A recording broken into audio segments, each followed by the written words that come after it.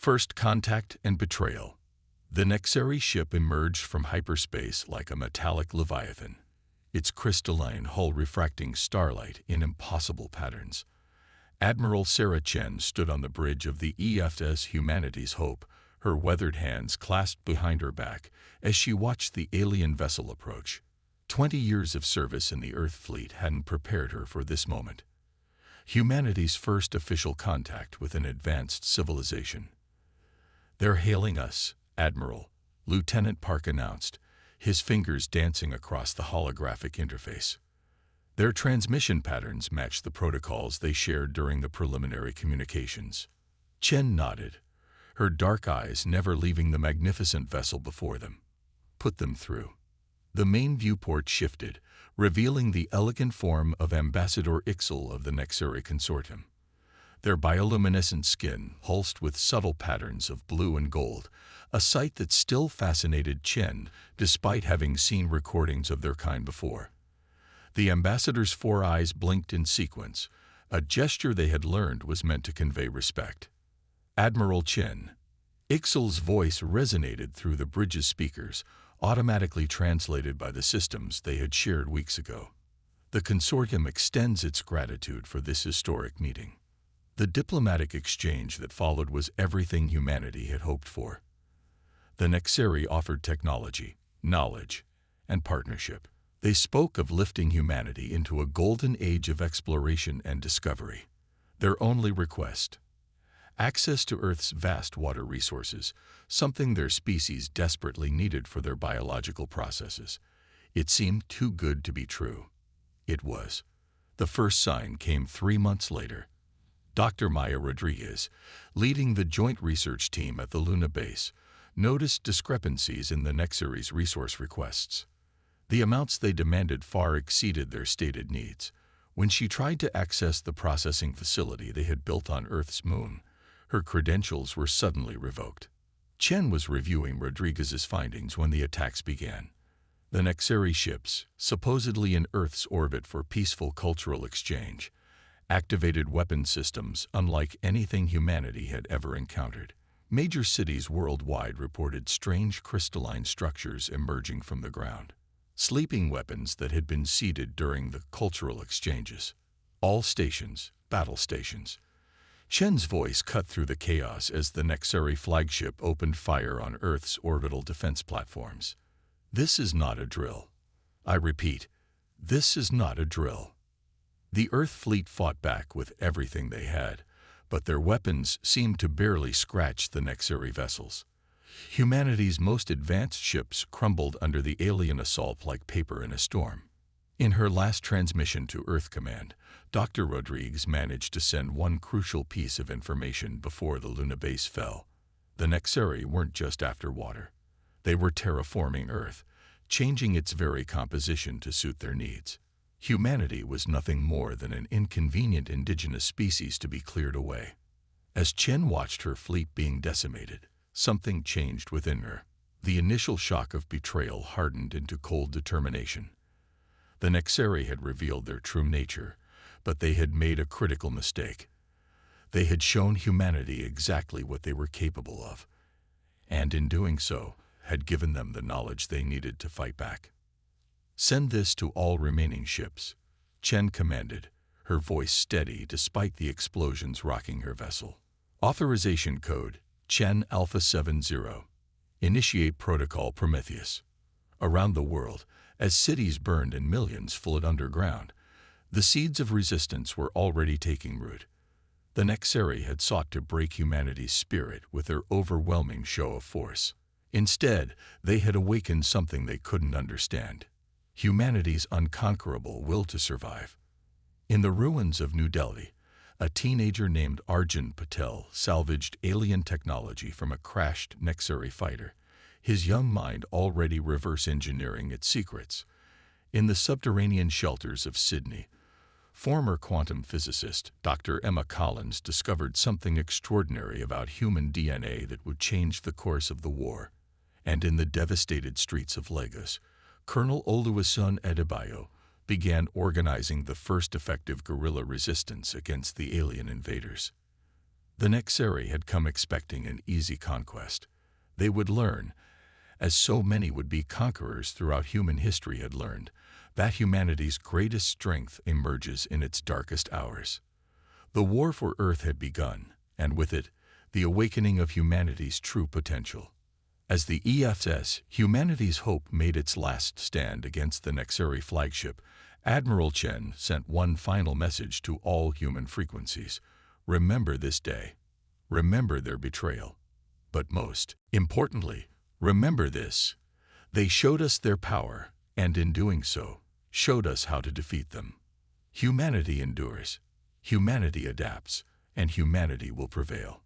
The hidden strength. 6 months into the Nexeri occupation, Dr. Emma Collins stood in her makeshift laboratory deep within the Sydney Underground complex, staring at results that defied explanation. On the holographic display before her, human and Nexeri DNA sequences danced in complex patterns, telling a story that could change everything. Run it again, she ordered the computer system, cobbled together from salvaged tech. The results remained the same. Human DNA possessed an unprecedented ability to repair itself after exposure to Nexeri terraforming agents. Not only that, but it was adapting, becoming more resistant with each exposure. Dr. Collins, Arjun Patel, burst into the lab, his young face streaked with dirt and excitement. The teenage prodigy had been instrumental in understanding the alien technology they'd salvage. The reverse-engineered shield modulator. It worked. In the adjacent testing chamber, a small force field flickered with a blue-green hue, successfully deflecting the crystalline energy weapons they'd recovered from Nexeri wreckage. It wasn't perfect, but it was a start. Meanwhile, in the ruins of what was once Lagos, Colonel Adebayo's resistance fighters had made an equally crucial discovery. The Nexeri's supposedly impenetrable armor had a weakness. It failed catastrophically when exposed to specific frequencies of sound. The discovery had come by accident during a desperate last stand in an abandoned concert hall. Their crystalline technology responds to harmonics, explained Dr. James Chen, Admiral Chen's son, now leading a team of scientists working with the resistance. It's not just their weapons and shields. It's everything they build. The right frequency can shatter their entire infrastructure. The revelation spread through the global resistance network, transmitted through quantum-encrypted channels that the young Arjun had helped develop. Humanity was learning, adapting, finding ways to fight back that the Nexeri never anticipated. But the most significant discovery came from an unexpected source. In the Himalayan bunkers, where thousands had taken refuge, a group of meditation practitioners noticed something extraordinary. The Nexeri's psychic detection systems, which they used to hunt down human survivors, couldn't track humans in certain mental states. Dr. Collins' research confirmed it. Human consciousness itself seemed to have properties that interfered with Nexeri sensing technology. It was as if the human mind, when properly focused, could become invisible to their advanced detection systems. They think they're so superior. Major Sarah Rodriguez, daughter of the late Dr. Maya Rodriguez, said during a Global Resistance Council meeting. But they don't understand what they're dealing with. Humanity isn't just surviving. We're evolving. The resistance grew stronger with each passing day. Small victories became larger ones. A Nexeri patrol ambushed in the Amazon, their Christech shattered by carefully tuned sonic weapons. A terraforming station in the Urals, disabled by a team of climbers who had learned to mask their mental signatures. A communication hub in the Sahara, hacked using hybrid technology that merged human ingenuity with salvaged Nexeri systems. The Nexeri responded with increasing brutality, but each attack only served to reveal more of their weaknesses. Their rigid, hierarchical thinking couldn't adapt to humanity's fluid, innovative tactics. Their reliance on crystalline technology became a vulnerability once humans understood its fundamental principles. In orbit, the remnants of Earth's space fleet began a dangerous game of cat and mouse. Captain Lisa Chen, the Admiral's niece, led a series of hit-and-run attacks that demonstrated humanity's growing mastery of Nexeri weak points. Her ships, retrofitted with hybrid technology, could now go toe-to-toe with Nexary vessels. But the true game-changer came when Dr. Collins finally completed her analysis of human genetic adaptation. "We're not just resistant to their terraforming," she announced to the Resistance leadership. "Our DNA is learning from it. Every attempt they make to reshape our world makes us stronger, more capable of surviving in the altered environment. We're adapting faster than they can change the planet." The news spread through the Resistance like wildfire, igniting hope in even the darkest bunkers. The Nexary's greatest weapon, their ability to remake worlds in their image, was becoming their greatest vulnerability. Colonel Adebayo, coordinating with Resistance cells worldwide, began planning something unprecedented. A global counteroffensive. "They thought they could break us," he told his officers. "Instead, they forced us to become something stronger than we ever were before." As humanity prepared for its first major offensive against the occupiers, Dr. Collins made one final startling discovery. The Nexary weren't just failing to terraform Earth. They were beginning to show signs of psychological breakdown from prolonged exposure to human resistance tactics. Their rigid, crystalline minds couldn't cope with humanity's chaos, creativity, and relentless adaptability. "They wanted to change our world," Captain Chen transmitted from her flagship, the Phoenix Rising. "But we're changing them instead, and they're terrified of what we're becoming." The stage was set for humanity's first major strike back against their would-be conquerors. The Nexary had awakened a sleeping giant, and now they would face the consequences of their arrogance. The real war was about to begin. Rising from the ashes, the skies above Singapore blazed with crystalline fire as Captain Lisa Chen's retrofitted fleet engaged the Nexary defense line. But this time, something was different. The Phoenix Rising's hybrid shields flickered with iridescent patterns, perfectly matching the frequency of Nexary weapons and deflecting them completely. "All ships, execute pattern Delta," Chen commanded, her voice steady as her fleet moved in perfect synchronization. The maneuver, impossible by traditional space combat doctrine, took advantage of the quantum entanglement drives they'd reverse-engineered from captured Nexary vessels. 5 ships moving as one, striking from multiple vectors simultaneously. The Nexary flagship never saw the killing blow coming. On the ground, Colonel Adebayo watched the orbital battle through enhanced optics. The destruction of the Nexary command ship was the signal he'd been waiting for. "Begin Operation Thunderstrike," he ordered through the quantum comm network. Around the world, resistance cells moved into action with practiced precision. In the Himalayan bunkers, teams of human psychics, trained in the newly discovered art of mental cloaking, began their assault on Nexary communication networks. The alien Christech systems, so dependent on psychic resonance, crashed under the chaotic assault of thousands of human minds striking in concert. Dr. Collins, monitoring from Sydney, watched as her predictions played out in real time. "Their systems are failing," she reported, tracking the cascade of Nexary technology breakdowns. "They can't handle the psychic feedback. Everything they built assuming superior mental discipline is turning against them." The Nexary response was immediate and brutal, but predictable. Their remaining ships descended into the atmosphere, preparing to unleash their dreaded terraforming weapons directly. They never expected these weapons to be turned against them. Arjun Patel, now 18 and leading Earth's cybernetics division, activated the trap they'd spent months preparing.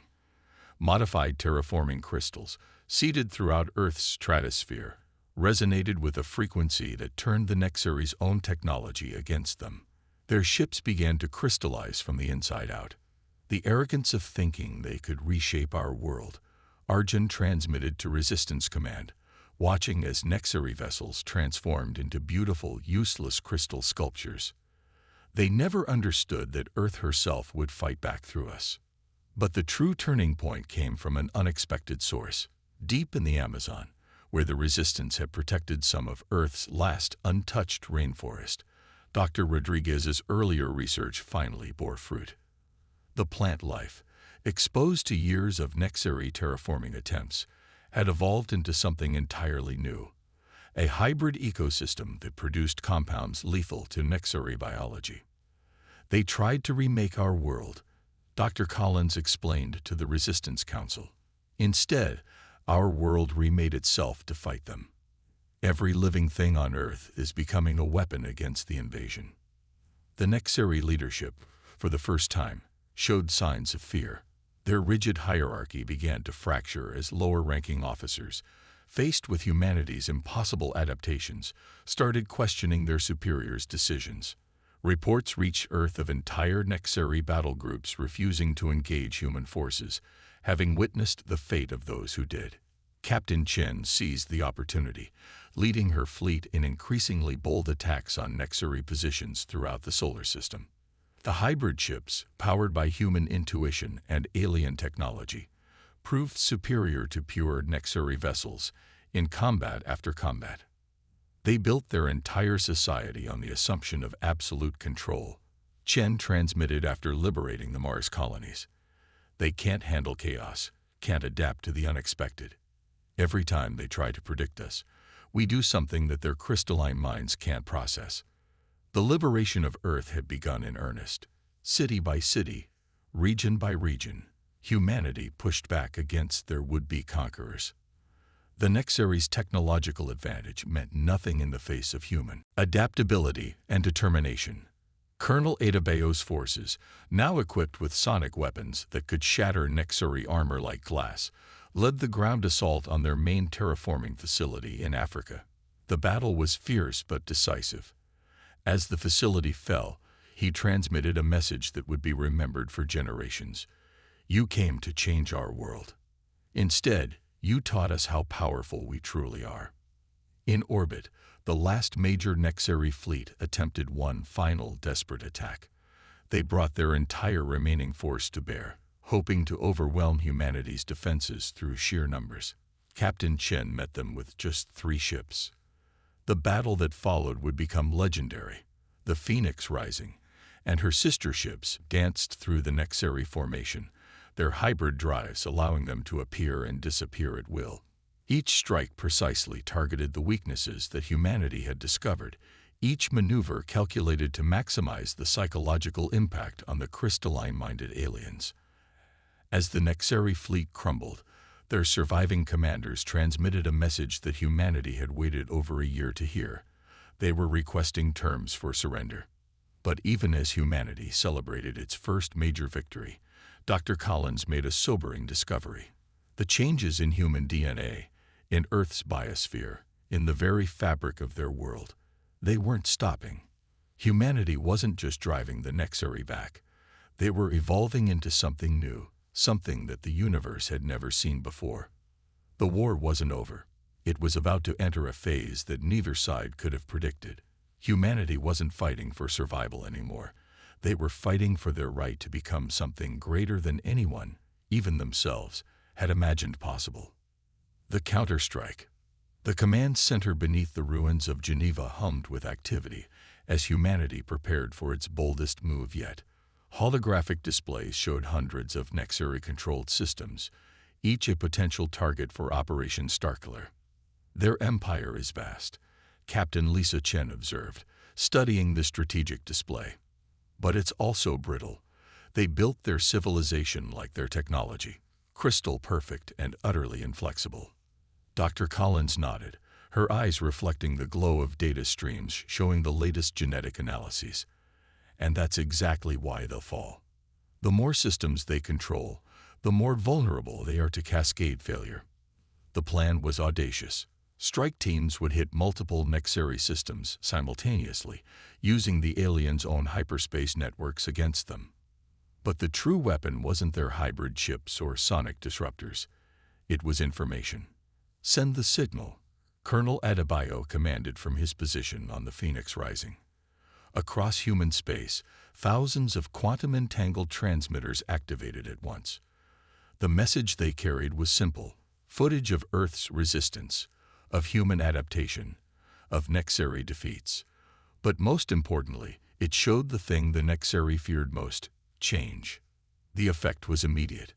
On dozens of occupied worlds, subjected species who had lived under Nexeri control for generations saw proof that the crystalline empire could be defeated.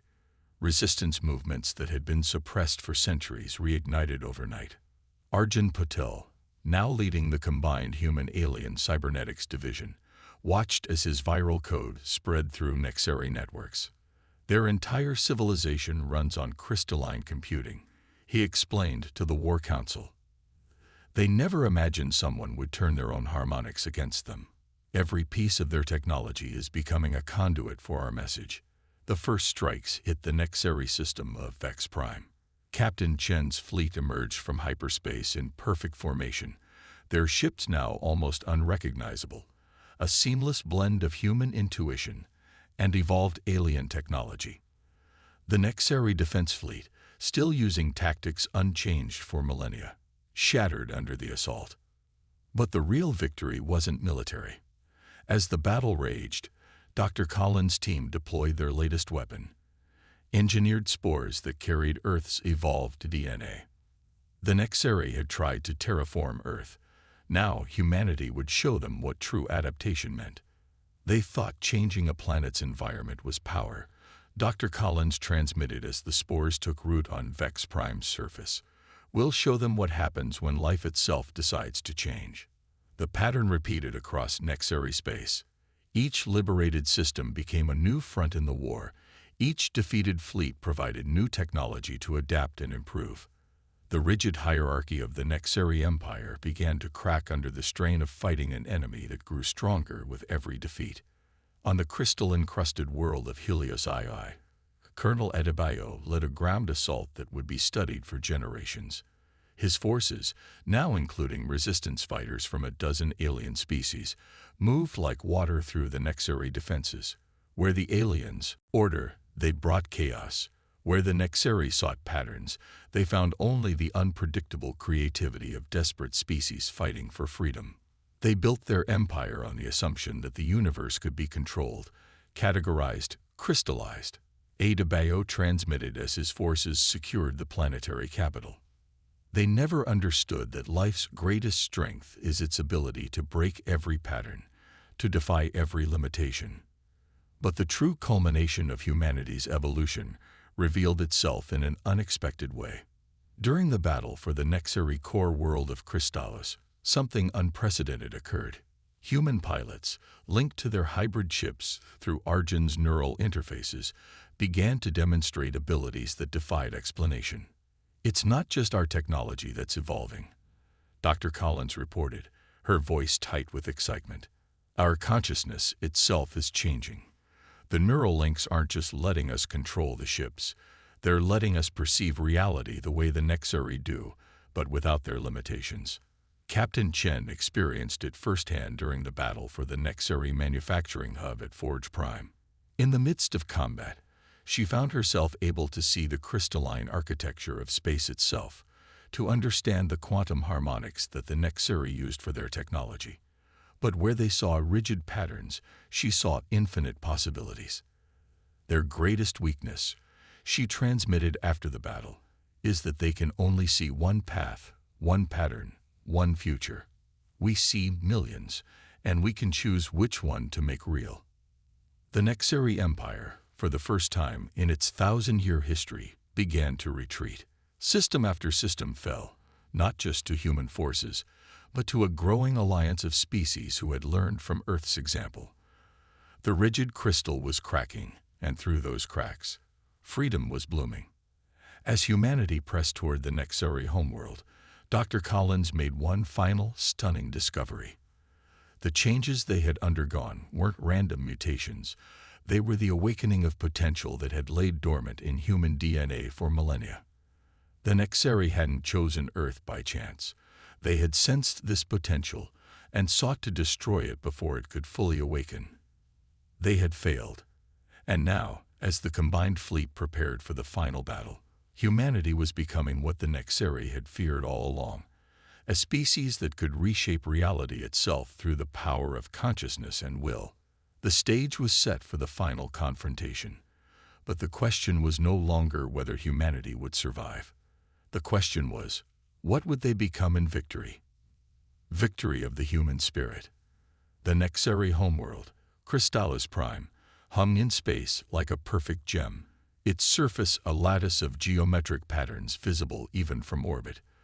The combined fleet of humanity and their alien allies held position at the system's edge, their hybrid ships humming with power that defied conventional physics. Captain Lisa Chen stood on the bridge of the Phoenix Rising, now evolved far beyond its original form. Through her neural link, she could see the quantum harmonics that held the entire Nexari civilization together, and the frequencies that would shatter it. They're broadcasting on all frequencies, Lieutenant Park announced. They're asking for our surrender. A ripple of surprise passed through the bridge crew before understanding dawned.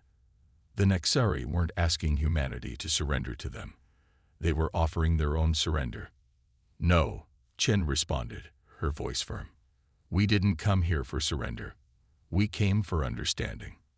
Dr. Collins' voice came through the quantum comm, her excitement palpable. The scans confirm it. Their entire world is one massive crystalline computer. Everything we've been fighting. Their ships, their weapons, their terraforming technology. It's all controlled from here. And now we know why they feared us so much, Arjun added, his consciousness merged with the ship's systems.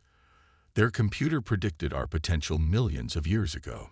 Everything they've done, all their expansion, all their conquest, was to prevent us from reaching this moment. The truth had finally emerged. The Nexari weren't just conquerors. They were custodians of a cosmic order they barely understood. Their crystalline technology, inherited from a long-dead civilization, had shown them a future where humanity's evolutionary potential would fundamentally alter the fabric of reality itself. All ships, hold position, Chen commanded as she initiated the final phase of their plan. Around the fleet, space itself seemed to ripple as thousands of human minds, linked through their neural interfaces, began to resonate in harmony. On the surface of Crystallis Prime, the Nexari watched in terror as their perfect crystalline structures began to sing with new frequencies.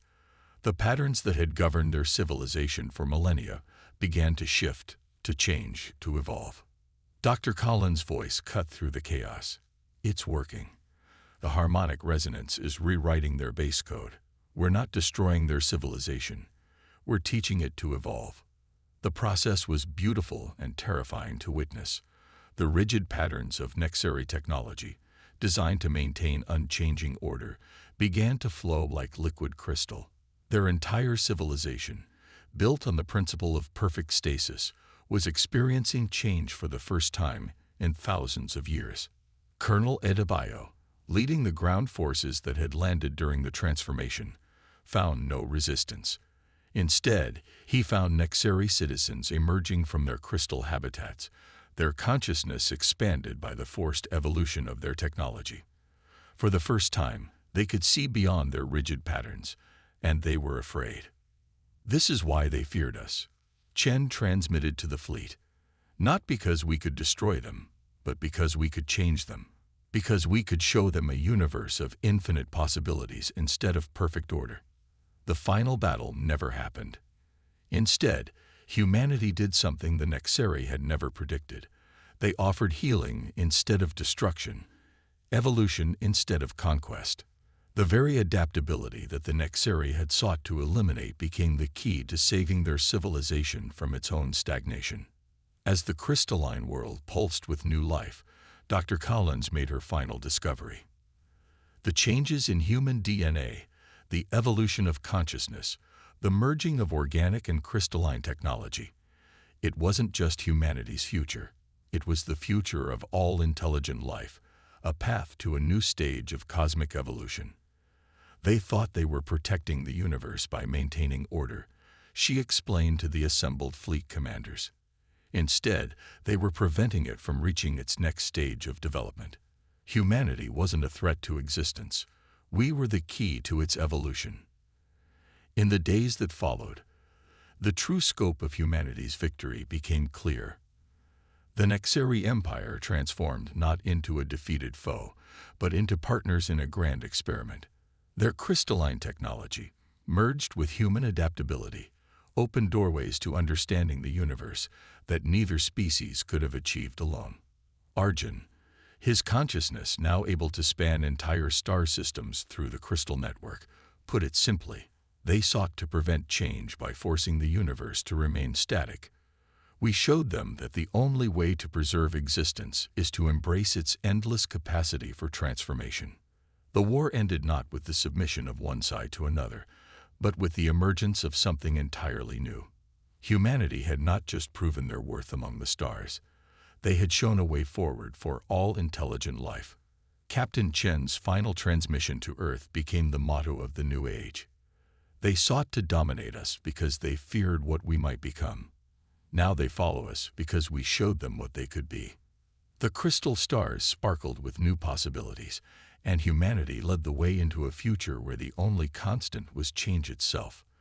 The species that had been marked for extinction had instead become the architects of cosmic evolution, teaching even their would-be conquerors that the greatest power in the universe was not the ability to maintain order, but the courage to embrace transformation. The end of the war marked not just humanity's victory, but the beginning of a new chapter in the story of consciousness itself. And somewhere in the vast expanse of space, other crystalline empires trembled as the wave of change approached their borders, carried forward by the species that had dared to evolve.